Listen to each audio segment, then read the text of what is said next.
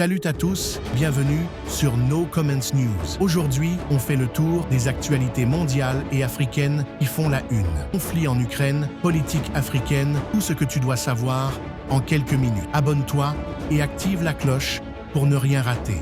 Allez, c'est parti. En République démocratique du Congo, les forces ougandaises ont renforcé leur présence. Déployées dans l'est du pays depuis plusieurs années, de nouvelles troupes sont arrivées sur le territoire congolais.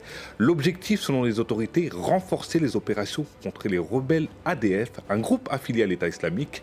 Les précisions depuis Kinshasa d'Aurélie Bazara Kibangula. L'arrivée des troupes ougandaises à Bunia a provoqué la panique au sein de la population congolaise. Il faut dire que ce déploiement intervient alors que le M23 et les troupes ougandaises progressent sur le front nord dans la province du Nord Kivu. Certains y voient une répétition de l'histoire et surtout craignent une régionalisation du conflit. Alors le porte-parole du gouvernement congolais se veut rassurant. Il faut éviter de tomber dans la psychose, a averti Patrick Mouyaya, qui affirme que ce déploiement s'inscrit dans le cadre de l'opération Souja. Alors cette opération conjointe entre forces ougandaises et congolaises a été lancée fin 2021 pour mettre fin au massacre des ADF, un groupe rebelle à l'origine ougandais affilié à l'État islamique. Alors les ADF sont l'un des groupes les plus meurtriers du pays, responsable de milliers de morts civiles. Selon une source sécuritaire à Kinshasa, ce redéploiement vise à harmoniser et à renforcer les actions des armées congolaises et ougandaises dans le cadre de cette opération pour être plus efficace. De son côté, Kampala affirme aussi qu'il s'agit d'un déploiement convenu avec la partie congolaise pour faire face au massacre de la population. À peine un mois après l'investiture de Donald Trump à la présidence des États-Unis, les relations transatlantiques ont du plomb dans l'aile. Le commerce est une première pomme de discorde. Le président américain a mis en place des droits de douane qui pourraient gripper les échanges commerciaux. On trade, I have decided for purposes of fairness that I will charge a reciprocal tariff, meaning whatever countries charge the United States of America, we will charge them. Unjustified tariffs on the European Union will not go unanswered. And let me speak plainly. We are one of the world's largest markets. We will use our tools to safeguard our economic security and interests, and we will protect our workers, our businesses and consumers at every turn. La lave en fusion de l'Etna, la neige qui recouvre le volcan sicilien et des milliers de touristes venus admirer le spectacle au plus près. Parfois, trop près. Des écoles de ski de la région proposent de se promener le long des coulées, des lavatours à moins de 100 €. Sauf que la lave tombée sur la neige représente un réel danger. Du fait de la chaleur, la neige va se vaporiser et donc ça peut former des petites explosions au devant de la coulée. Et donc si les gens sont trop proches, ils peuvent avoir quelques blocs qui vont tomber autour ou sur eux. De la lave qui peut atteindre 1200 degrés.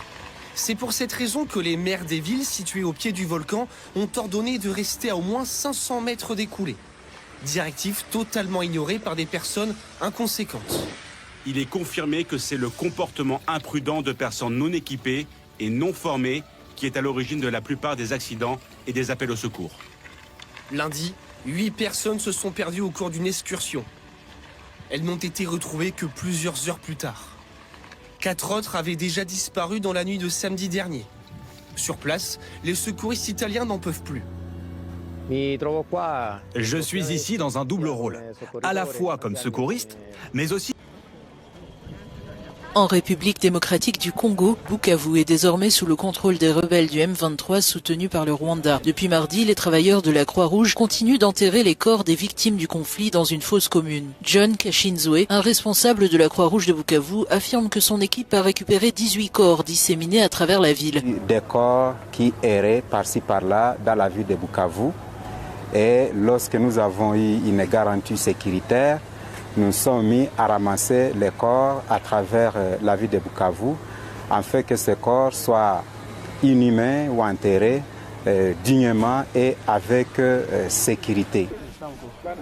Pour des raisons sanitaires, les corps retrouvés par la Croix-Rouge ont été enterrés dans des fosses communes. Cette situation a suscité l'indignation des habitants, comme Marley Guélon Chiri Mwami, qui affirme n'avoir jamais vu cela à Bukavu.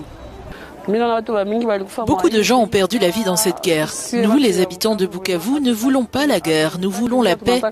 C'est triste et désolant de voir nos frères qui sont morts comme des animaux être enterrés dans de mauvaises conditions. Le département d'État des États-Unis a annoncé jeudi des sanctions contre Lawrence Kanyuka Kingston, porte-parole du M23, ainsi que 2 des entreprises qu'il contrôle, Kingston Fresh et Kingston Holding, en raison de violences et d'atteintes aux droits de l'homme dans l'est de la République démocratique du Congo. Ce jeudi, Kingston a réquisitionné les habitants pour une grande opération de nettoyage des rues. La situation est formidable. Il y avait trop d'ordures. Maintenant, c'est fini, mes frères. Nous appelons nos frères à venir travailler. Je suis heureux. Que Dieu nous bénisse tous. Tshisekedi sème la mort ici en y laissant ses ordures, alors que lui reste à Kinshasa. Nous chasserons Tshisekedi. Le M23 tente d'établir une administration durable sur les territoires récemment conquis, alors que les rumeurs d'un possible coup d'État se répandent à Kinshasa. C'était les actus chaudes du jour. Dites-nous en commentaire ce qui vous marque le plus et pensez à liker et vous abonner.